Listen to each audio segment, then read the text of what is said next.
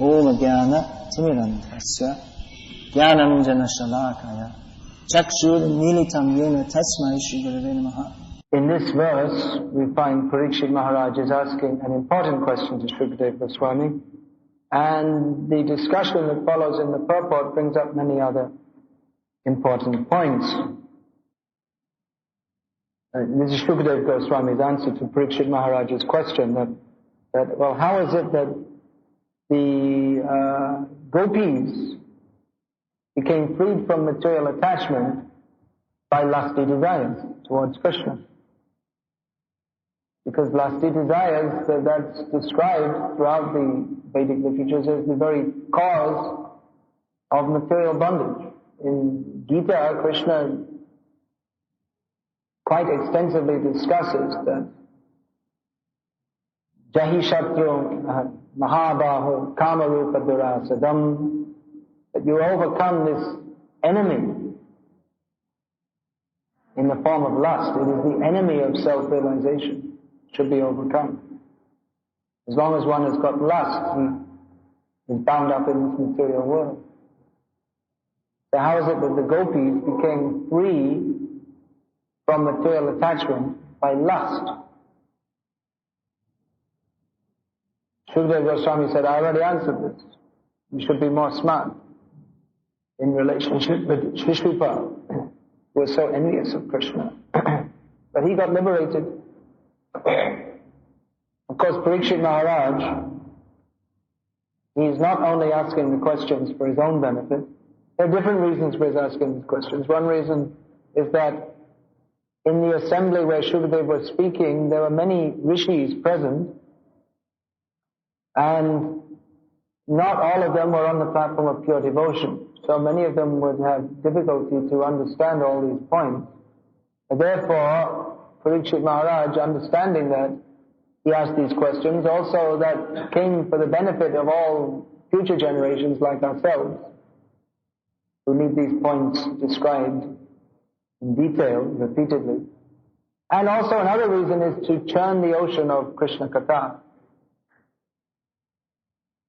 That by asking questions, more points about Krishna and his glories are brought out.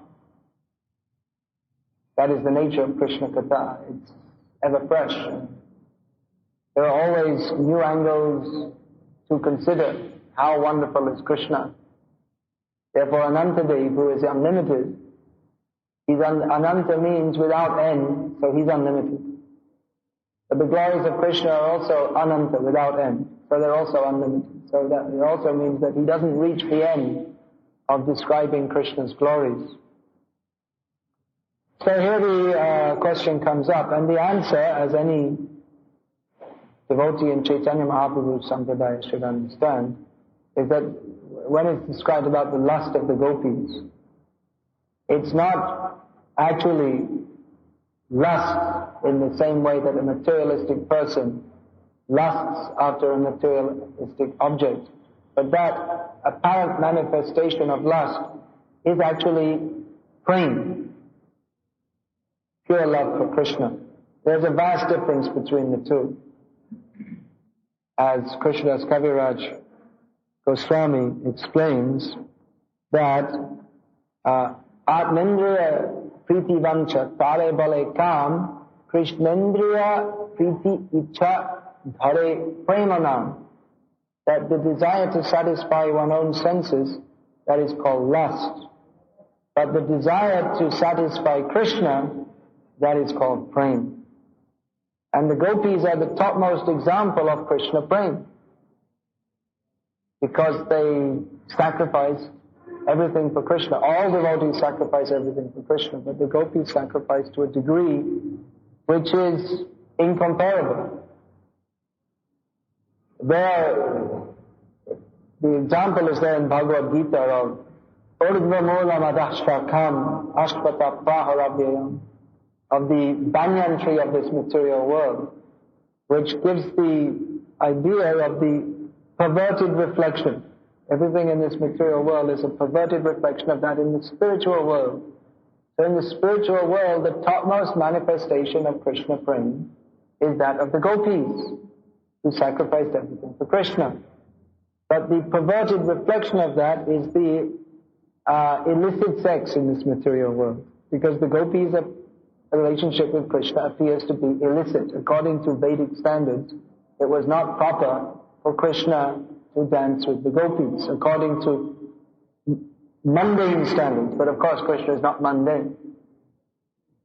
So, what is the topmost in the spiritual world, in just like a great tree that is reflected on the bank of a pond, what is top in real existence becomes the bottom in the reflection.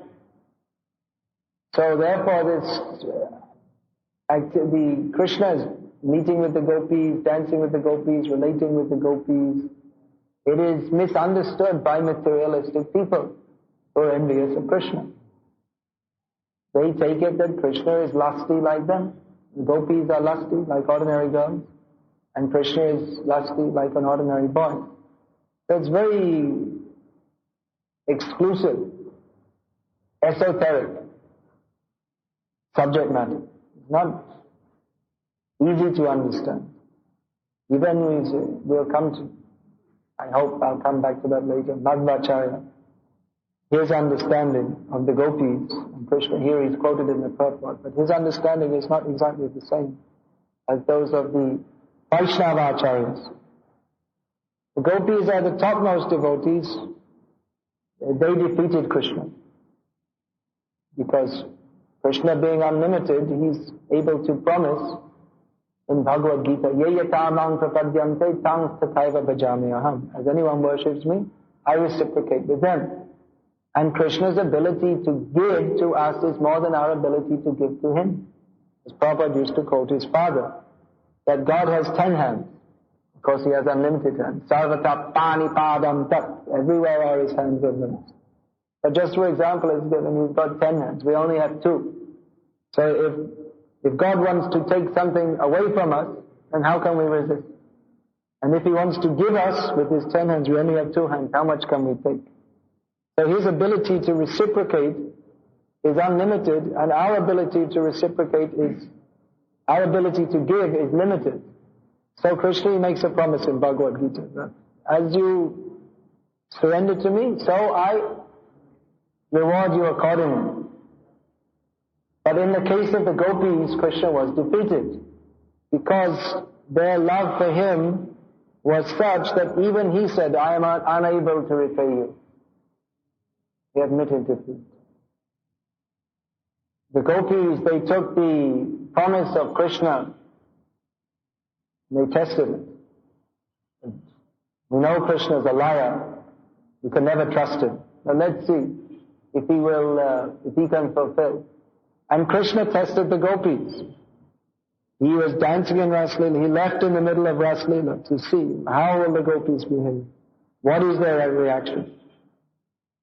So the gopis, by their reaction, they saw that how their life was completely spoiled by the absence of Krishna. But then, even then, they saw that Krishna had gone with Radharani. And then Krishna again abandoned Radharani. But then you see that the gopis, they were more sorry for Radha. So actually their love for Krishna, it's not that they're simply thinking of their own enjoyment. But they were more sorry for Radha, that she has been abandoned by Krishna. So actually their love, it's selfless love. They're prepared to give themselves.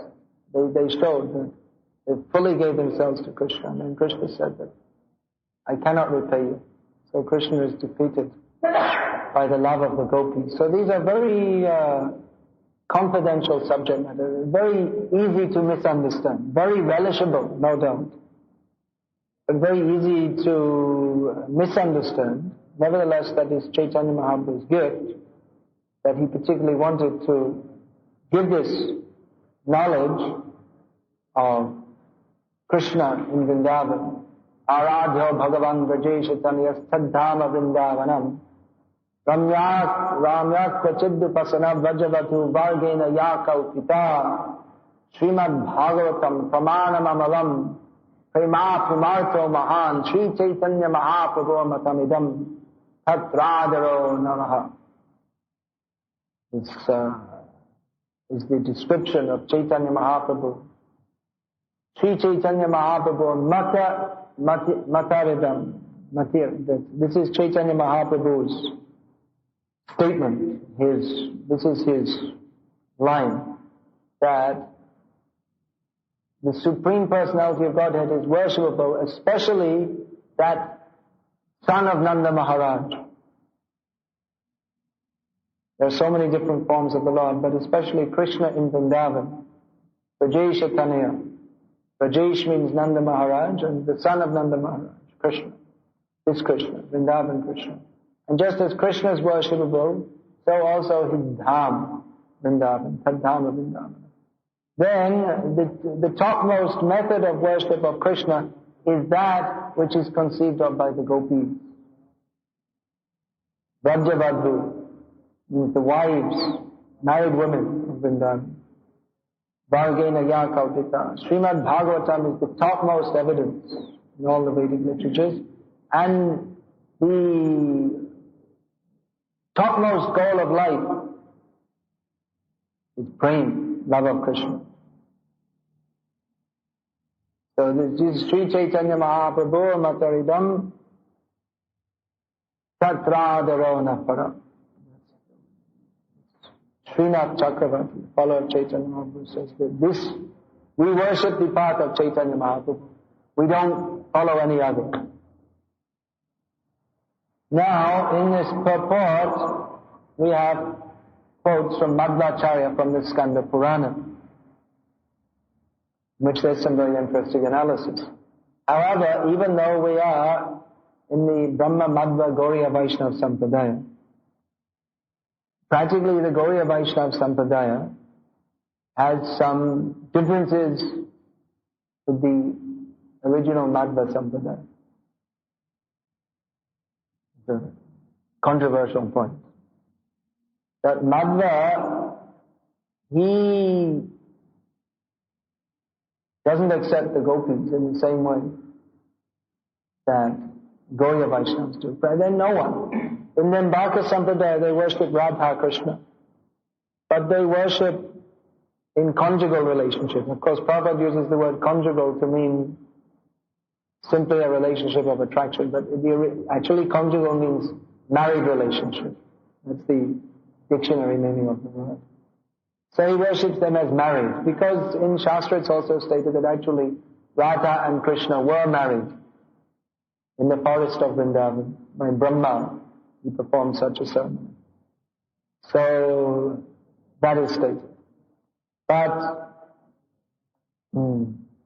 Chaitanya Mahaprabhu in his Sampradaya, he worshipped this Jayo Jayo Jvala Rasa, Sarva Rasa Sa, Parakiya Bhave Jaha Brajate Pacha.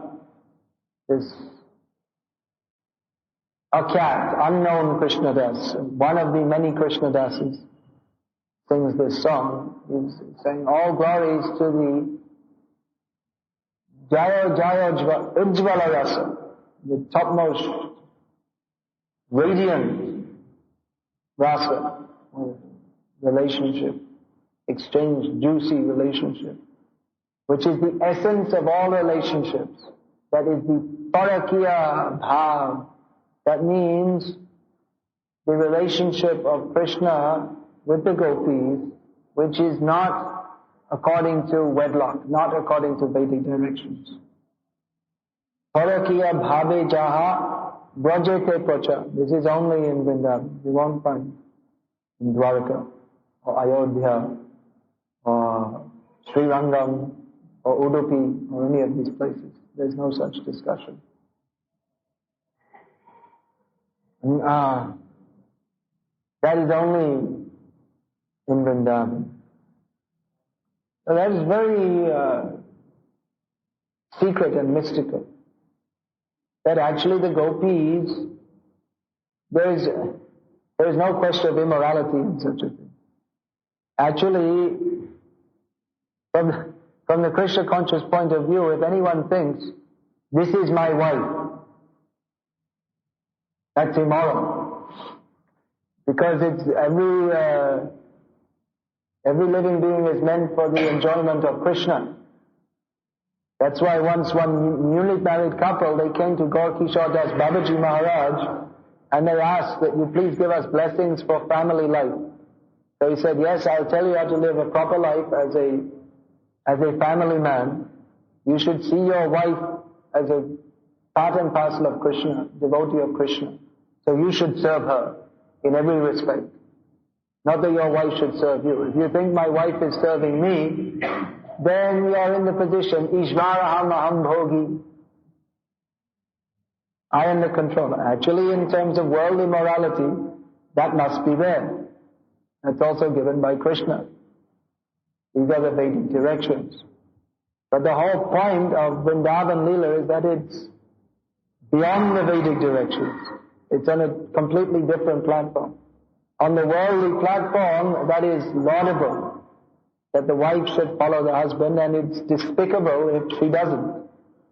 It's similarly despicable if a man abandons a faithful wife. There are some exceptions. It's like Chaitanya Mahaprabhu left his wife. But that was for a higher cause, for preaching Krishna Bhakti. So if one is actually preaching Krishna Bhakti like Chaitanya Mahaprabhu, then he can take sannyasa and leave his wife. What is that? Tagvasu duschaja sarevsita raja Lakshmi. He gave up his wife who was Lakshmi. Dharmishtha. Because he is Dharmishtha. He is the personification of religion. So these are all very subtle points, that one should not abandon a wife. But then if one should abandon a wife, if by doing so, he can benefit the whole world more. So there are very many subtle points. Here the point is that Krishna is to be understood, the supreme controller, the supreme lover. Here Madhvacharya has quoted, which is also not untrue what Madhvacharya is quoting. Everything Madhvacharya says is correct. There's nothing incorrect in what he says. But it's simply that in Gauriya Vaishnava understanding, it's understanding the same point from a different perspective. So by viewing from a different perspective, it may appear to be contradictory, but it's not. Just like now they have in this quantum physics, and they have apparently contradictory statements. But if you understand from a higher level, you can understand that apparently contradictory, but actually everything is within, there's a harmony. There's an inherent harmony which is higher than the apparent contradiction. So, same thing, Krishna's parakiya bhav, his love for the gopis who are married, if you perceive from the worldly level, it's immoral. But Krishna consciousness means to see everything from Krishna's point of view. So from Krishna's point of view, there's no immorality. Those who are considering we are the husbands of the gopis, they are immoral. Because every living being is a part and parcel of Krishna, meant to be enjoyed by Krishna. Everyone is the wife of Krishna. Even that Krishna is married to Radha, there's no need for him to marry Radha. He's eternally the husband of everyone. It's like they sing this song, Jai Jagadisha, what is that, Tum, Swami, how does that go? I never learned. It's a materialistic. You are the Swami. They take you are the Swami, so, give me something. But it also means you're the boss, you are to be served.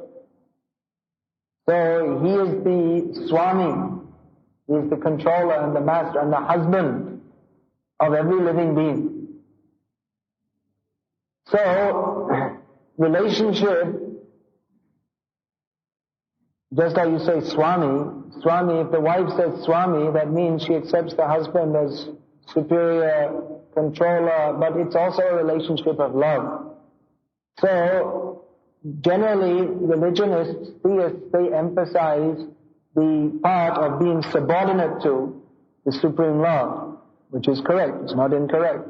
We are subordinate to. But relationship of the wife to the husband is also one of, it's not like being in the army. Not supposed to be. There's no love, simply, do this, do that, Otherwise, you have to cut potatoes. That's in the British Army. Disciplinary method. You have to cut potatoes for 200 men. And they don't eat much else, mostly potatoes. So, relationship between husband and wife, husband is supposed to take superior position, but it's a relationship of love. It's not simply formal.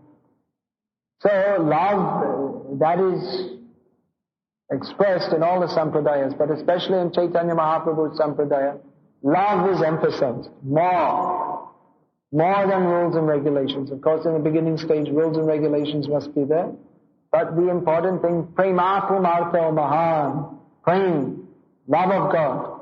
That Chaitanya Mahaprabhu came to this world to relish what is love, this is the essence. This overrides all other considerations. Where there's a relationship of love, then all other rules and regulations, they're not there. Just like,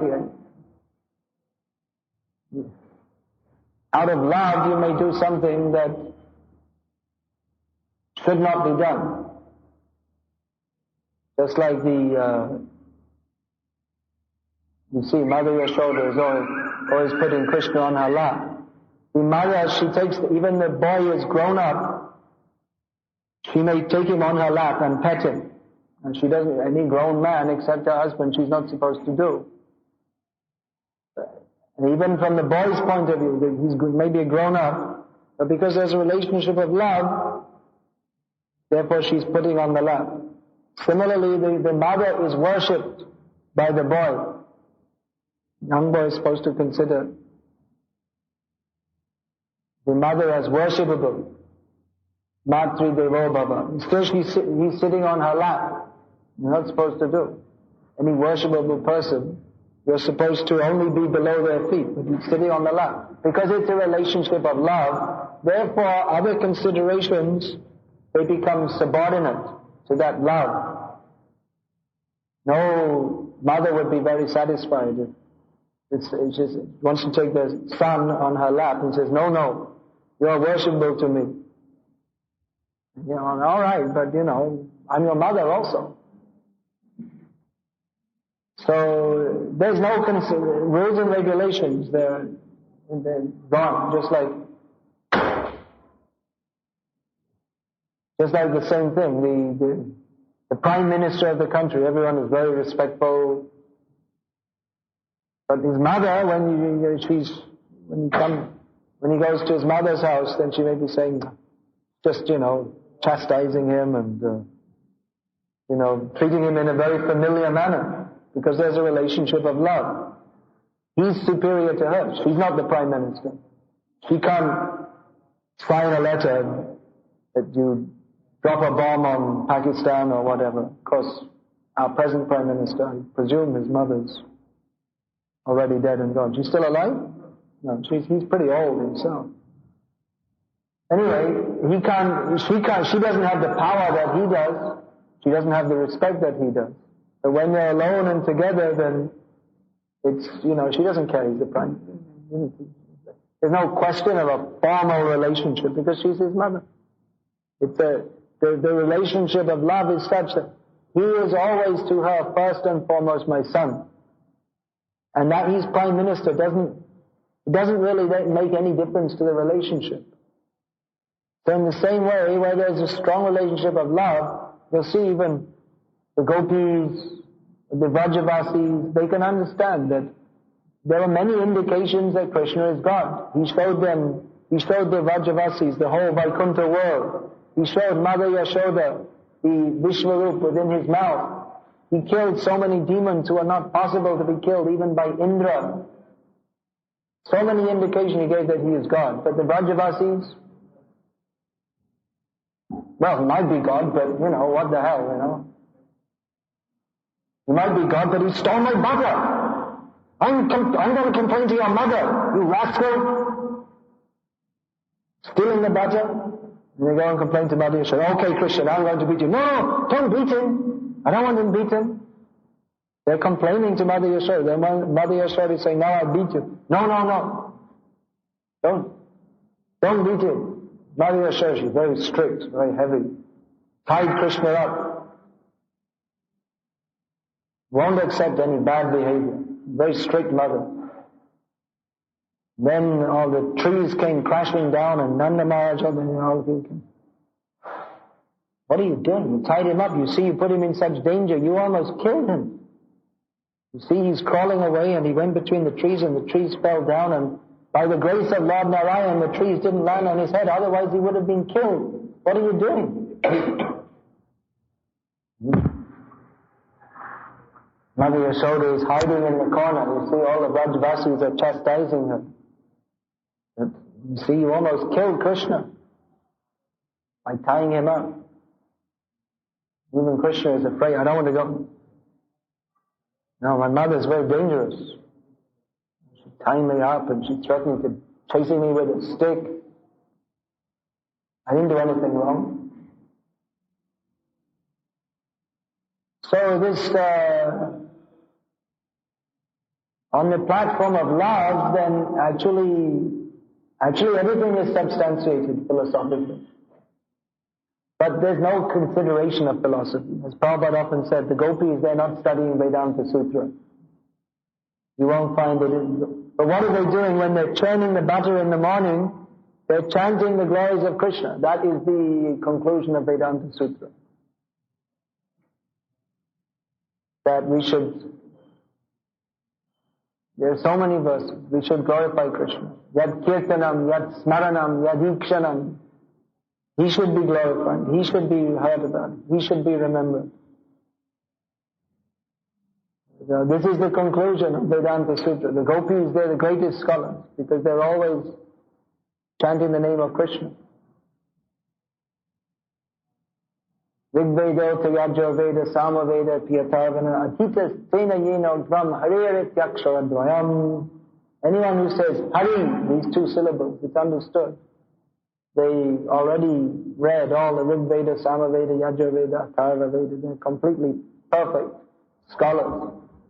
So what to speak of the Brajvasis who are always not only chanting the name of Krishna, but their whole consciousness is fully saturated with Krishna, so much so that one time the Gopis, they had a conference among themselves. They're always having little discussion groups, whispering among themselves. They said they made a resolution. From now on, no more Krishna. Finished. It's just a big headache. This Krishna, he just causes us so many problems. You see, from now on we'll be good girls, and we won't think about Krishna, we won't talk about Krishna, we won't remember Krishna, nothing to do with Krishna. Finished. So then they tried, but then they found we can't do it. We're not capable. We're not capable of, it's beyond our control. We can't stop thinking of Krishna. Krishna is like a poisonous drug that when he enters your system, you can't get it out. We can't stop thinking of Krishna. We can't stop discussing Krishna. Even though it's completely against our benefit. It's spoiling our whole life. Is thinking of Krishna. So the Gopis, they're not discussing Vedanta Sutra, but they're always discussing Krishna. And the goal of Vedanta is to always think of Krishna. Now Madhvacharya, he's quoting these verses, which state that the Gopis, most of them were previously, many of them, there were different groups of Gopis. So among them, one of them is the Rishichari Gopis. They were formerly rishis, sages in Dandakaranya, who, when they saw the beauty of Lord Ram, from the purified spiritual platform that they had attained, they became attracted to the beauty of Lord Ram. Not that a man is attracted to a man, that's really abominable. But from the spiritual plan, all living beings are attracted to Krishna, to Ram, so they desired a conjugal relationship. But that wasn't possible at that time for two reasons. One reason is that they were in the body of men. Another reason is that Ram was ekapatni vrata. He vowed only to accept one wife. So then Lord Ram benedicted them that you can take birth as gopis in Vraja when I come again as Krishna. Then as Krishna, not ekapatni vrata, but asankhya patni or asankhya premika. He can accept any number because he's the unlimited. He's showing his unlimitedness more than any other incarnation. Especially, you see, Ram is Mayada Purushottam, Krishna, the personality of Godhead who shows proper behavior. But Krishna is Leela Purushottam. He's only acting for his own enjoyment, and his enjoyment is unlimited. So he has unlimited girlfriends, and wives, and mothers. So, and then there are also the Shrutis, the personified Vedas, who also desired to, they understood that we are the Vedas. Well, the goal of all the Vedas is to love Krishna. And the topmost position of loving Krishna is that of the Gopis. So we want to be like that. Why settle for less? So they also got the chance to become Gopis. And they're also the Nitya Siddha Gopis, who are always with Krishna. They're not coming from any position in this material world. But Madhvacharya is making the point that the personified Vedas and the rishis who became gopis in a previous life, they already achieved the perfection of knowledge. So it's not that they were not without knowledge. So their calm, he's saying that after they've come to the liberated position, only then this calm is coming. But so this calm is not a subject of, it's not a matter of materialistic calm, but it's a different kind of lusty feeling altogether. Of course, the point that's being made here is that Shukadeva Goswami is making that even if it is materialistic lust, even then, because it's based on Krishna, it will purify it. Because even if you don't know who Krishna is, however you react with him, it is purified. Just like we tell people chant Hare Krishna. You know why they're chanting Hare Krishna. But they become purified by doing so. Especially you'll find in many countries, people, they join in chanting Hare Krishna. We ask them to chant, and the people, if they're somewhat simple-minded, they will do so. They'll chant Hare Krishna. You don't know why. They think it's fun. I just got a letter from America. One of my disciples is preaching, and he said that so many young girls are coming to our center. That they are rich, beautiful, educated, so they're not, if you tell them this material world is miserable, they can't accept. But they like to chant Hare Krishna. They think it's a fun way to pass Sunday afternoon. It's good fun. You chant, you sing, you dance, and you have nice vegetarian food. They're all vegetarians. So it's fun. See? So they like to come chant Hare Krishna. For them it's fun. They're thinking it's some kind of material enjoyment. Still they'll be purified by that. But Madhvacharya is making the point, quoting from Skanda Purana, already they're on the platform of knowledge. So the lust that developed, that came afterwards. So the apparent lust of the gopis, that's absolutely pure. There is another example of Kubja, who, her lusty feeling towards Krishna is not the same as that of the gopis. It's, her feelings were practically materialistic. So, Yayakamang Prapadyante, Krishna interacted with her. He made her very beautiful.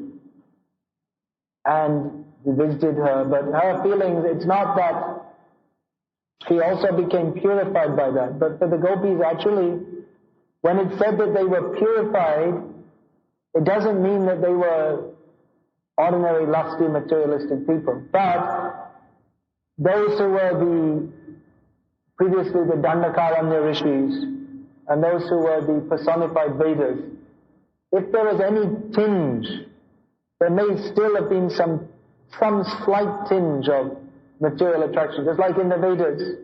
Traiganya Vishayo Veda, the Vedas mostly deal with the modes of material nature.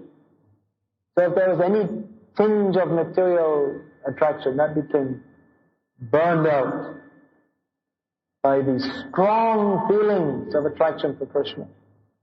That's the system that one who's becoming purified by Krishna consciousness, when he takes birth where Krishna is performing his pastimes.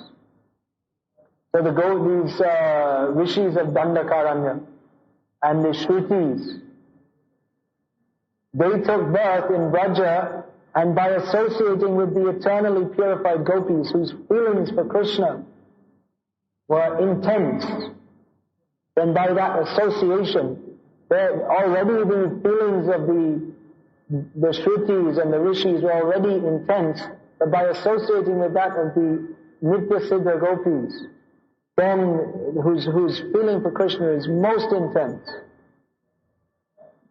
then they also became imbued with such a feeling, and they also became completely purified. That's another point of why this Parakya Bhav, it is so much intense, because the mode of expression is also limited. The feeling is unlimited, but the opportunity to express it is limited. That means if you're the wife in the married conjugal bhav, then the wife has full access to the husband. But in the case of the gopis, their access to Krishna was very limited. And they couldn't express openly. So they had these intense feelings for Krishna, but at the same time they couldn't always express them.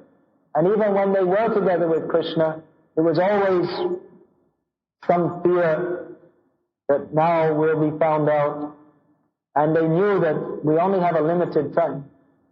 When the morning comes, Nishant, the end of the night. So that means that it's Leelant also, that they have to go back to pretending they have no relationship. Only at night. In the day also, Yoga Maya has her tricks, but specifically, especially at night, Ras Leela is at night, not in the daytime. With one exception. Krishna performed Ras Leela on the hoods of Kalyanag in the daytime. But generally it's at night. So this Madhvacharya, he is expressing that actually the gopis, they are jnanis,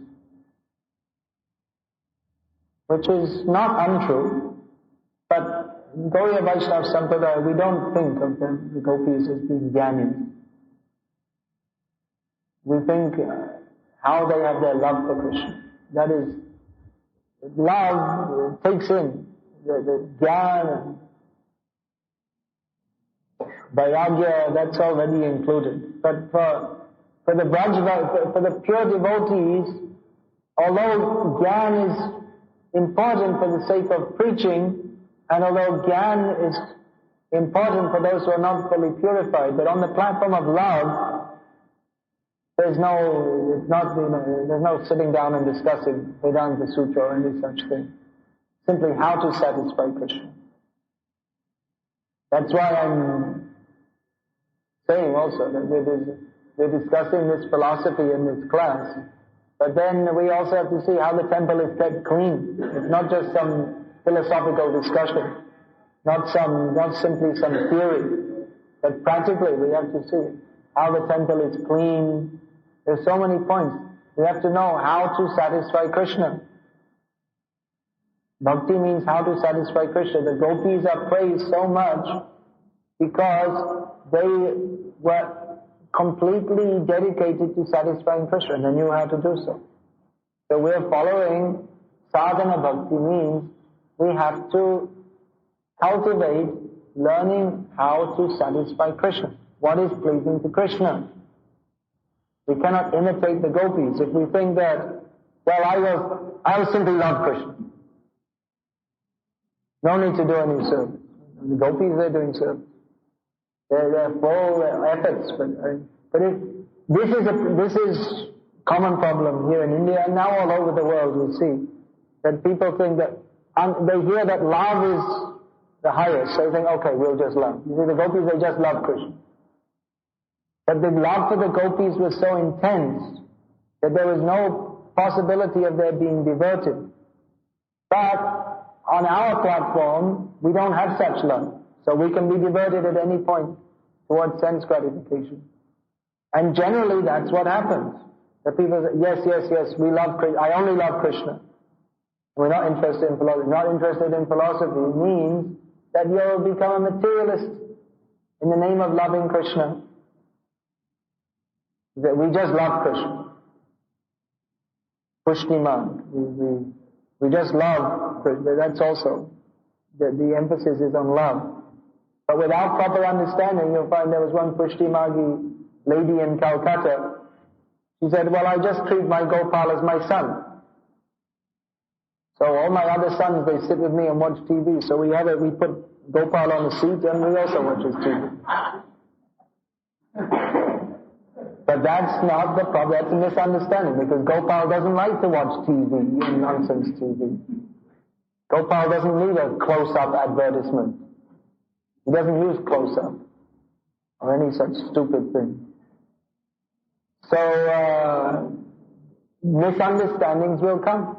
And there are so many misunderstandings because people don't properly cultivate philosophical knowledge of Krishna. So love is above all. That's true. But at the same time, love is not such a cheap thing. Love for Krishna. The love of the gopis is not such a cheap thing. You can say, okay, well, yeah, I'm a gopi. May Gopi whom you'll find the Govardhan Parikrama, followers of a certain different groups. They're calling out, May Gopi whom I am a gopi. It's not simply by saying, you think Krishna wants to, sometimes you see that Saki Beki Upper Sampradaya. The men, they dress as women. Like they think we have to have the feeling of being a gopi, and we have to imbibe the mood of the gopis. So we'll dress in a sari, talk in a stiletto voice, and then 3 days a month they hide themselves away from everybody. And men, right? But 3 days a month they're hiding away because, and they think this is pleasing to Krishna. This is foolishness. But so many foolishnesses will come by not properly understanding the path. What is the proper method to understand? How to understand the gopis. Actually, don't try to understand the gopis. You can't understand the gopis. Especially in the beginning. It's not even a matter of understanding. Philosophically, we're discussing what is their position.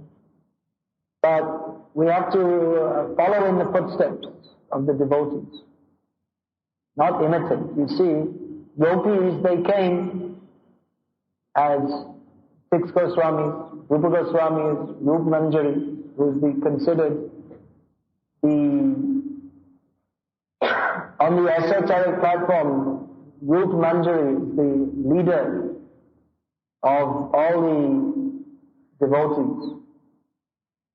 She's the little girl. But that is Rupa Goswami, who is the leader of the devotees on the exoteric platform. Rupa Goswami. So all of them, Rup, Sanatan, Bhattaraga. Why Rupanuga? Because they follow Rupa Goswami's directions in Bhakti Rasamrita Sindhu for executing the process of bhakti, which begins with sadhana. Ado Guru Vashraya Krishna Dikshadi Shikshanam Vishwambhena Guru Seva Sadhuvat Manuvatanam. He gives the rules and regulations. First you have to accept the guru, you have to take initiation.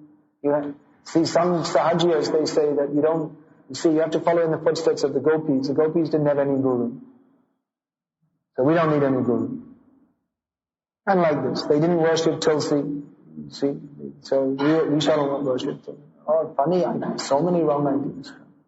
But Rupa Goswami says, you accept a guru, you take initiation, you take instruction, serve with awe and reverence, follow in the footsteps of the previous acharyas. So many points are there. So, it's very important, especially at the present time, because within or around our movement there are many wrong ideas being broadcast. There's actually a lot more discussion of this Gopi Bhav and so many things than when Prabhupada was present. Prabhupada was very cautious about these things because he knew that it's so easy to become a sahajiya. Sahajiya means one who takes it easily. So that is the tendency in material life. We always want to find the easy way. Why is there instant coffee? Because people don't want to percolate it. Why do they have this thing? You can sit and you press the button for the TV, you change the channels, because people don't want to go to the tremendous effort of getting up from their seat, walking over and adjusting. Everyone wants the easy way out. They want things easily.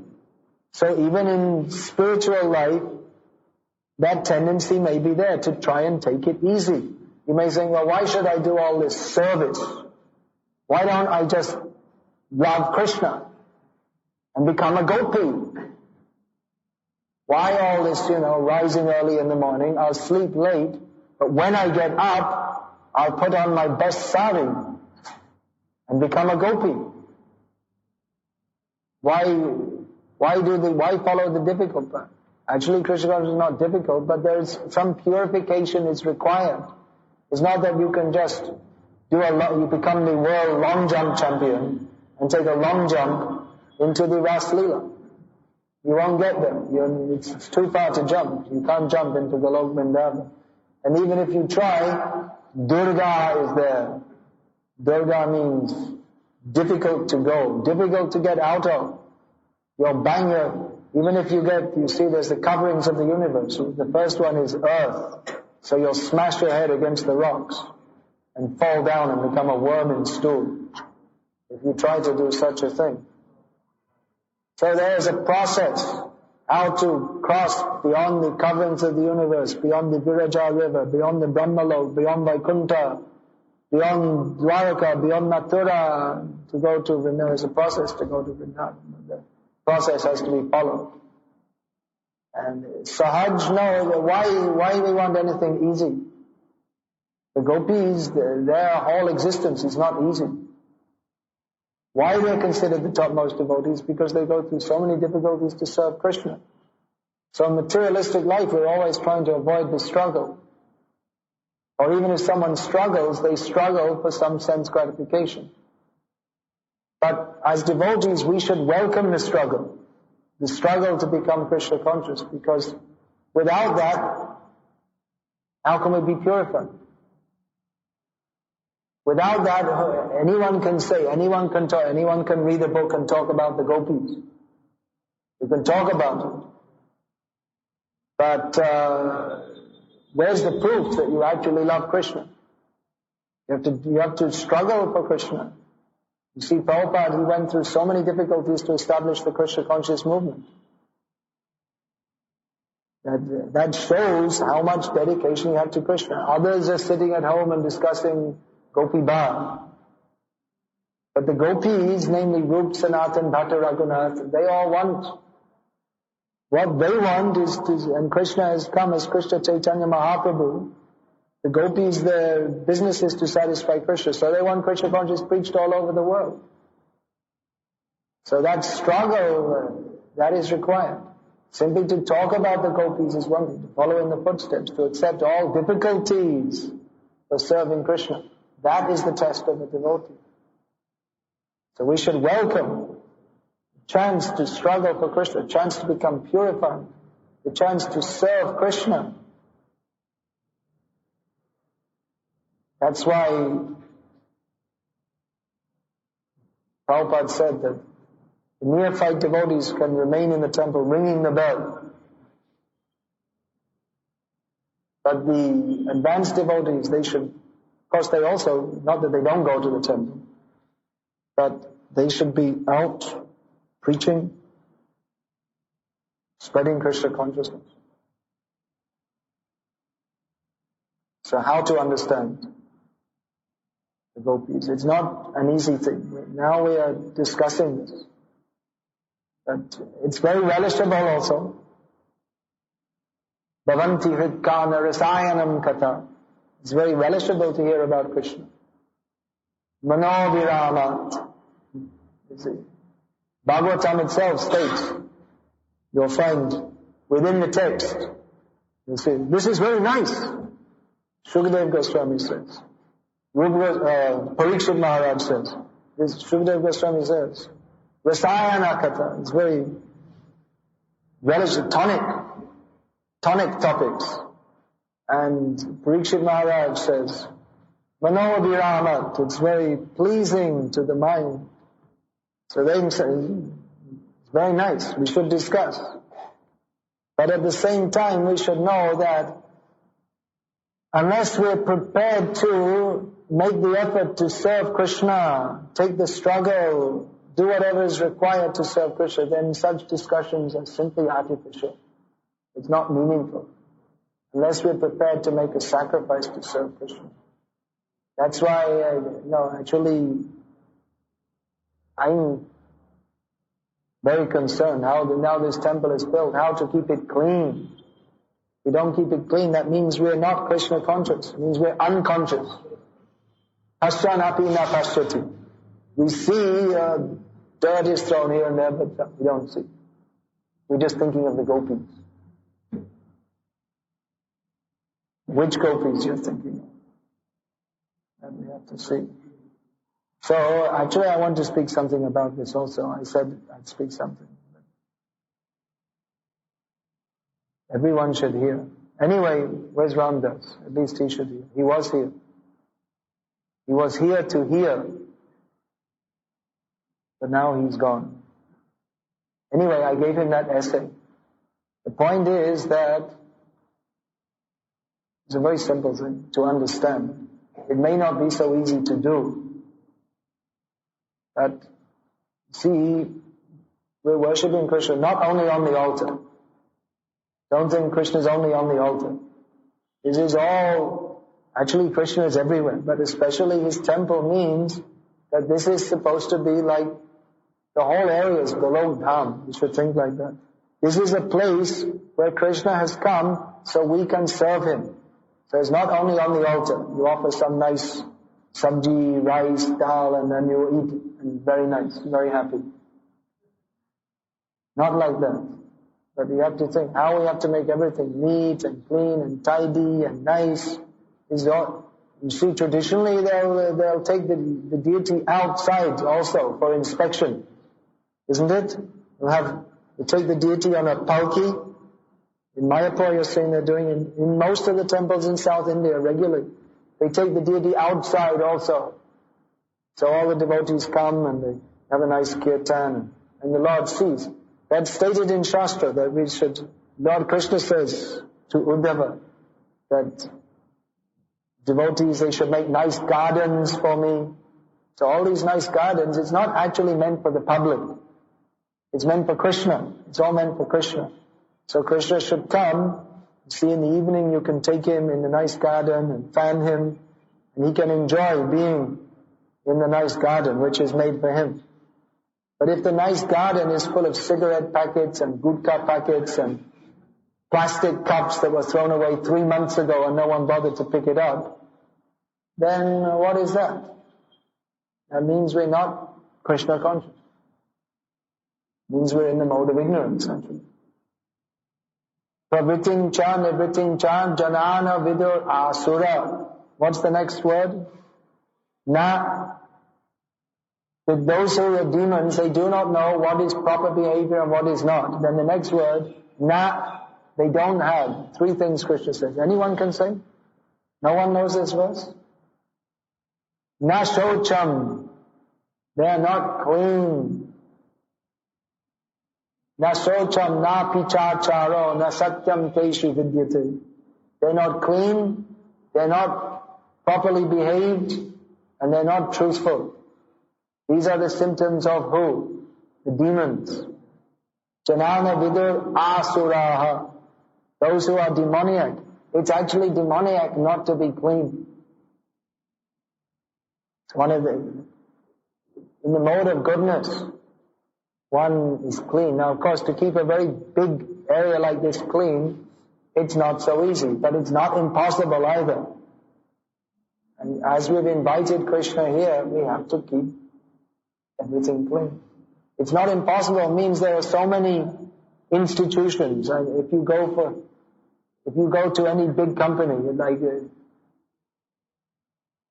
just like Birla, they have their temples, they keep them clean. They're conscious. We have to.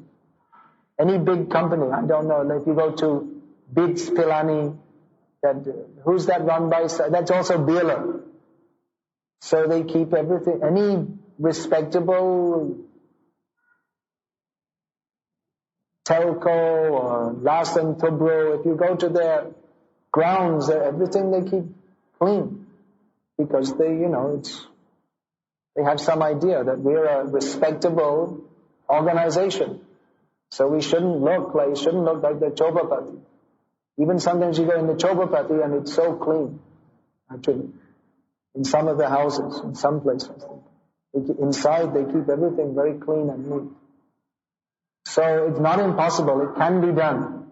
It may require hiring some more people to go around and pick up everything. It may require that you put more bins and you go around and tell people, you just go around and tell people, when you're giving the prasad, put in the bin, you have to be conscious of it. And it's the same people basically coming again and again. I would think that probably 80% of the people who are coming, they're regular visitors. So if you tell them, then they'll put it in the bin, if you have a bin, and then you clean it out. You don't just leave it till it's overflowing for 10 days. You clean it out regularly. And then others who come, the other 20%, they'll also see. If you keep it clean, then people will cooperate. But if you throw it everywhere, then everyone will just throw everything everywhere. It's a matter of setting aside. You have to be constantly thinking about it. Maintenance means you have to be constantly. You're never going to get a perfect situation, but you always have to strive and struggle for that. You always have to be doing that. So devotees also, even the bathroom, everything we should keep very clean. Not that you get your toothpaste finishes, so you just throw it on the floor. Even there's a bin there, but if you had to throw it in the bin, it would take, slightly greater effort of your finger muscles. So, conserve energy. It's just the mode of ignorance, that's all. Now, India, in general, you see, personally, people tend to be quite clean. At least previously, everyone used to take a bath in the morning. But in terms of civic cleanliness, there's no such idea. Everyone just throws everything everywhere. I think this must come from village culture, because in the village, you see, if you eat off a plate, you throw it, and some goat or cow comes and eats it. And if it's datam, you just throw it, and it's all gets absorbed back in the soil. But if you're living in a city where people are congested together, and it's not just plates and datans and all things which are, ecologically biodegradable. They're biodegradable. But like plastic bags, toothpaste packets, all these things. If you throw it, it just stays there. And even if you throw a leaf plate, it's not a village. There's like a wedding here and they throw 1,000 leaf plates. And you don't just wait for it to get absorbed into the earth. You have to pick it up. So there are many points. First thing, it requires consciousness. We're talking about becoming Krishna conscious. So first you have to become conscious. It's like I was just reading, there was one of Bhaktisiddhanta Saraswati's disciples in the morning, one morning, he was playing the harmonium and singing, Rai Jago, Rai Jago. Rai means Radharani. So Bhaktisiddhanta Saraswati came and said, first you have to wake up. There's no question of waking up Radharani until you have to wake up first. You have to wake up to the spiritual platform. So like that, even you see, there may be sufficient income and nice prasad and deity worship, people are coming, but if it's not clean, you're not going to properly satisfy Krishna. It's a fault in our devotional service. So everyone don't think it's just the manager, it's everyone's responsibility. If you see something thrown on the ground, you should pick it up. Of course, I started to do that the other morning when I came, and in 1 hour I just covered about 10 square meters because there's so much. That was over there in that corner. But everyone has to be conscious.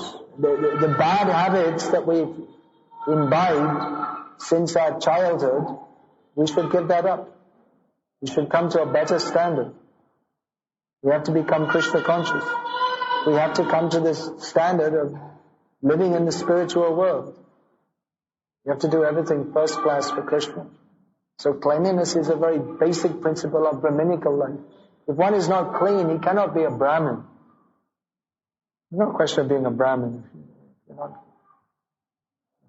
just eat some prasad, half finished, stick it in the corner, and then someone pulls it out 3 months later, all fungus. It's not Brahmin. It's even in Vedic culture, even Shudras don't do that. So we have to learn. We have to do. Otherwise, it's simply abominable.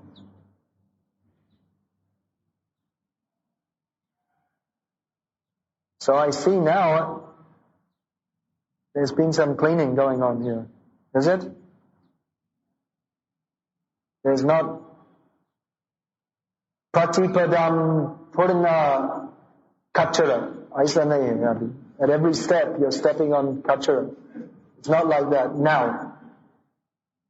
It was a few days ago.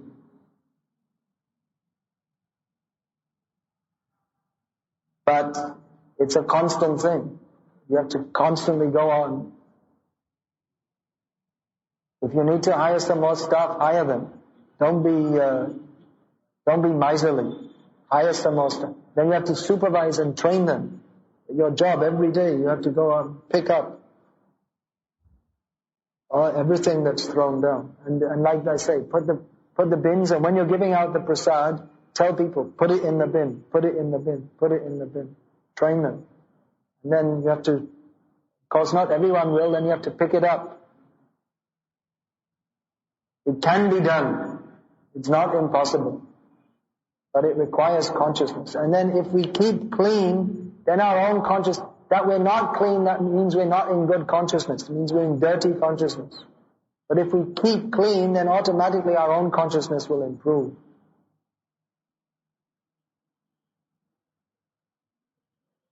So that essay I wrote, you can circulate that. You can give that to others also. If you want, you can translate it in Hindi also. But at least, why don't you call the devotees and read it out to them in Hindi? Can you do that? Jai Hare Krishna.